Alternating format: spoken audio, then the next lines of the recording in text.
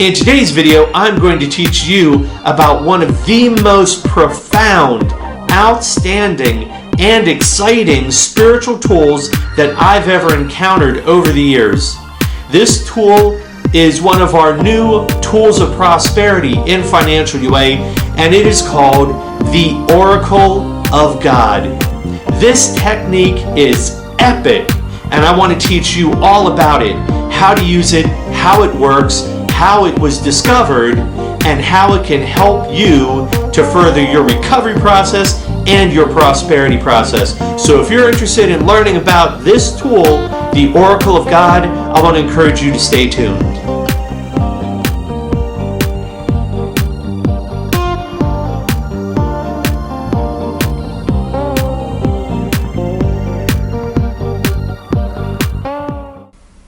Hey, welcome. My name is Jay from Baltimore, Maryland, and I want to welcome you to the Financial UA General Service Office. Come on in and grab a seat, and let's get this meeting started. Before we begin today's video talking about the Oracle of God, I want to encourage you to consider getting a qualified Financial UA sponsor. A qualified Financial UA sponsor is somebody who has already done a significant portion of the Financial UA step work under the guidance, mentorship, and coaching of another qualified Financial UA sponsor. The best place to find qualified Financial UA sponsors are to attend the Financial UA Step Working Workshops as well as the Financial UA Traditions Workshops. The moderators of those workshops are always going to be qualified Financial UA sponsors.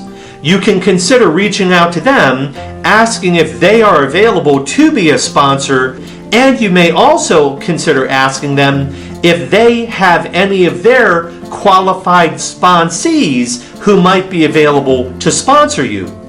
We are always working on increasing our foundation of having more qualified Financial UA sponsors available.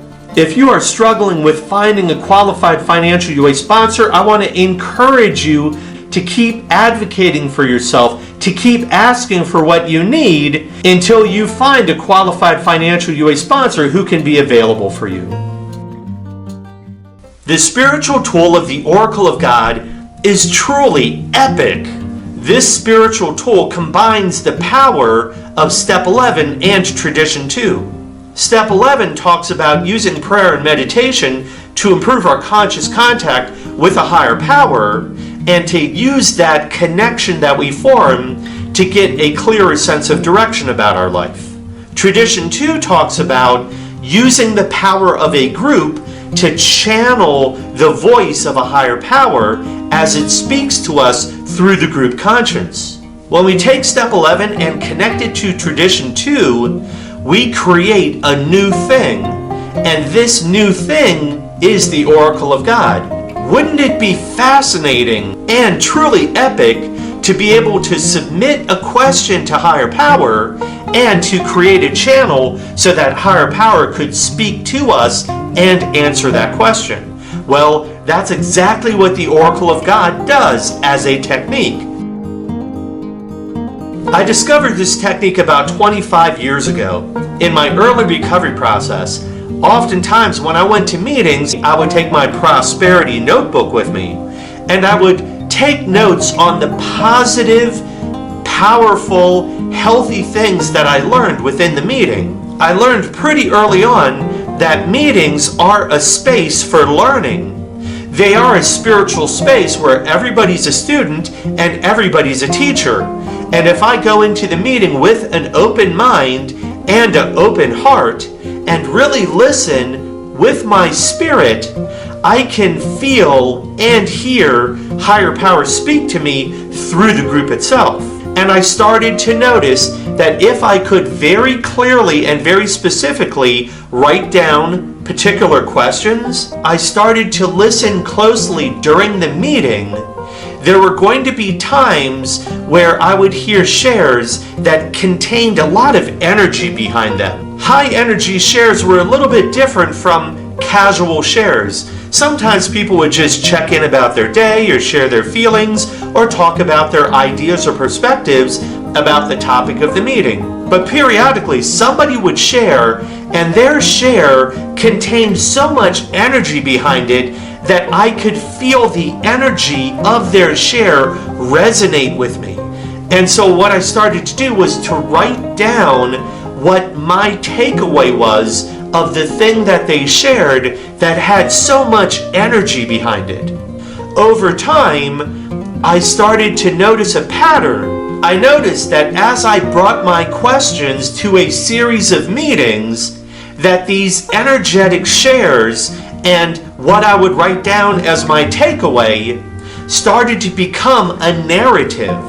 So each time I heard a share that contained so much power, I would write down what the meaning of that share was to me. And I noticed that these shares sequentially started to form a response to the questions that I brought to the group.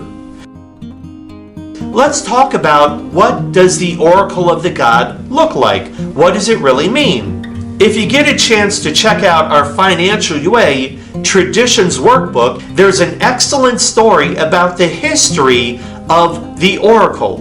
In the days of the ancient Greek culture, they had a wide variety of different gods that they recognized, a wide variety of higher powers that they recognized. And oftentimes they would build temples dedicated to each of their higher powers. One particular temple called the Temple of DELPHI, it was constructed and built over top of two things. One was a natural spring, and the other was a crack or a fissure in the rocks through which volcanic gases would emerge. There would be all these toxic and intoxicating natural volcanic gases. That space was enclosed in a special chamber or a special room. In this temple, there were two types of trusted servants. There were the priests, who were men, and then there was the Pythia, who was a woman. In this Temple of Delphi, the citizens of the ancient Greek culture would come together and ask questions to the priests. The priests would submit these questions to the Pythia, the high priestess, and then they would lead the Pythia down into the chamber with the volcanic gases. This was the sacred inner chamber of the temple. Once she was inside of the chamber, she would breathe these intoxicating gases and then become quite incoherent. She would babble, she would convulse, she would go through weird body motions because she was basically intoxicated by toxic gases. But in the days of the ancient Greeks, what they saw was that this high priestess was mystically transported and transformed to having an altered state of consciousness, and somehow she was speaking with Apollo, who is the higher power of that temple. The priests would then lead the Pythia out of the chamber and make her comfortable, and she would babble and say all sorts of off-the-wall things. The Pythia was basically drunk off of all these intoxicating fumes and was babbling gibberish. That's how we would see it nowadays.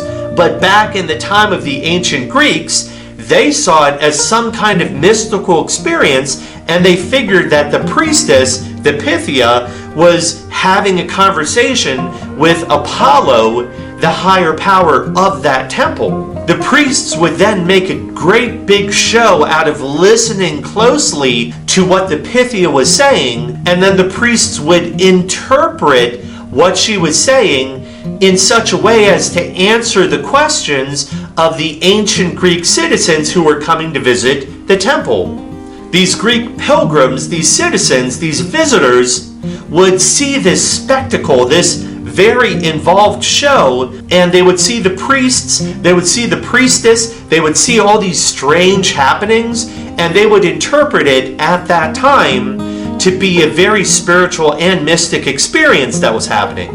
And they felt that the questions they were proposing were being received by a spiritual, mystical higher power. The priests would listen closely to the gibberish the Pythia was saying, and then interpret it in such a way as to answer the questions of the visitors who were coming and proposing questions. And then having the experience of receiving an answer that they felt was mystical, profound, and originating through the divine. They also felt that the Pythia was the divine mouthpiece, the spokesperson of the gods, and that the priests were the translators of the voice of God. So this is a pretty entertaining story. Who said studying history can't be fun? When we study the steps and also study the traditions, it's part of the process to study the history of mystical and spiritual experiences. We are in a process of experimenting and discovering and having our own spiritual experiences, and we go through a process of interviewing and listening and even researching the spiritual experiences of other people.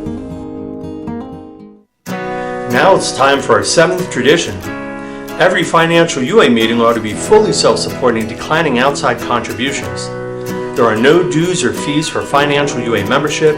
All of our meetings and workshops are completely free to attend, both over the phone and face-to-face. Please keep in mind that we do have expenses such as covering the costs of our website, developing new literature, and maintaining our service office. If you would like to make a 7th tradition donation, you can click the PayPal link below or visit our website at financialua.org. and click the donate button. You can also support this program by purchasing a copy of our Financial UA 12-Step Workbook or our Financial UA Traditions Workbook. Also, you can help us carry the message by subscribing to our channel and even by sharing this video with your sponsor or your sponsee. Lastly, please consider clicking that like button and give us a big thumbs up for service. Let's talk about exactly how to do this technique. Now, to do this technique, you're going to need 3x5 index note cards or your Prosperity Notebook. Personally, I recommend 3x5 index note cards, and I'll show you why. With a 3x5 index note card, what you're going to do is, first of all, write your question on the front of the note card that you would like higher power or earning power to answer. Underneath that note card, you're going to draw 6 boxes. You're going to go to 6 meetings, or in Financial UA, there are a combination of meetings and or workshops. But here's the trick. You can go to meetings of other fellowships. It doesn't matter what meetings you attend, but any well-established fellowship that has healthy meetings is also going to be a good choice to practice this particular technique. Once you write down your question, you're going to go to your first meeting. That would be for box number 1. When you go to this meeting, take a 3-minute share and then use your 3 minutes in part to share your question not to the individuals of the group, but to the higher power of the group, to the higher power of that particular fellowship. So you're asking the group conscience, you're asking the higher power of the fellowship to consider your question during your share and to respond to the question. I would encourage you to go through this process 6 times. Once you propose your question or pray your question to the group, you then check off one of the boxes. Then you go to the next meeting. You might go to 2 or 3 meetings back to back. Whatever you want to do. You have room to experiment with this. Do you see where this is going? So by this point, you have attended 6 meetings and kept track of the meetings by checking or crossing off the boxes. But there's more. Your sharing this question to the group is not an invitation for people to come up after the meeting to give you advice or opinions. That's not acceptable. This is simply going to a place where people are holding space for you to share a question and to do so in a safe way where you know you're not going to be intruded upon, cross-talked upon, or have your personal boundaries disrespected. you'll take your share, your question share, very early in the beginning of the meeting. That way, you will have more time over the course of the meeting to listen to the higher power of the group, the higher power of the fellowship, speak through the group conscience to answer your question, so that you can share this question and turn it over in a healthy spiritual way. Then, after you have shared your question, sit back, meditate, and listen through the rest of the meeting. And there's going to come a point where at least one share that somebody else takes that is going to be so energetic, so powerful, it's going to channel so much energy and higher power. That one share is the share I would encourage you to listen to. Within that share, there's going to be an answer or a response, maybe one word, maybe one phrase, maybe one idea, and that piece that you know is the part that's right for you, that is what you write down on the back of the card. So you write down that response on the back of the card. Then at the second meeting you attend, you share about the question, you state your personal boundary, and then over the course of that meeting you listen for that powerful share where higher power and earning power is going to speak to you through the voice of the group conscience, and it's going to be channeled through that one particular share. When you hear that share and whatever is said, that's when you write it down. So what will happen is over the course of 6 meetings, you will end up with 6 spiritual responses. And if you read each response one after the other, they will begin to form a narrative that speaks directly to your question. And because it was a spiritual response where you proposed a spiritual question through prayer, and you listen for a spiritual answer through meditation, the answer will respond to your question. And that's how you can get the God of your understanding to speak to you and answer your questions using the power of the group. So in effect, the group itself is the oracle or the mouthpiece of the higher power, and you are the priest or priestess who listens and channels and interprets the voice of higher power and finds an answer for yourself to the question that you proposed. Now's the time for sharing. Who'd like to take a share? In the comment section below, I want to encourage you to share your experience, strength, and hope with the idea of using the Oracle of God. What did it look like when you practiced the Oracle? What was your experience? Would you like to share about one of the questions that you proposed to the group? And would you like to share about the responses that you got back? And what did it feel like when higher power spoke to you through the group? You are also welcome to share any questions you have, or if you have any suggestions for topics for future videos, you can share about those in the comments section below. As we move towards closure, please visit us at www.financialua.org or email us at financialua@gmail.com. Now let's close with our prosperity prayer. God, grant us the serenity to accept the things we cannot change, the courage to change the things we can, the wisdom to know the difference, and the prosperity to afford it. Awesome! Hey, thanks so much for joining us and helping to hold this space for healing and recovery. Please help us carry the message by subscribing to our channel and even maybe sharing this video with others. Most important, keep coming back.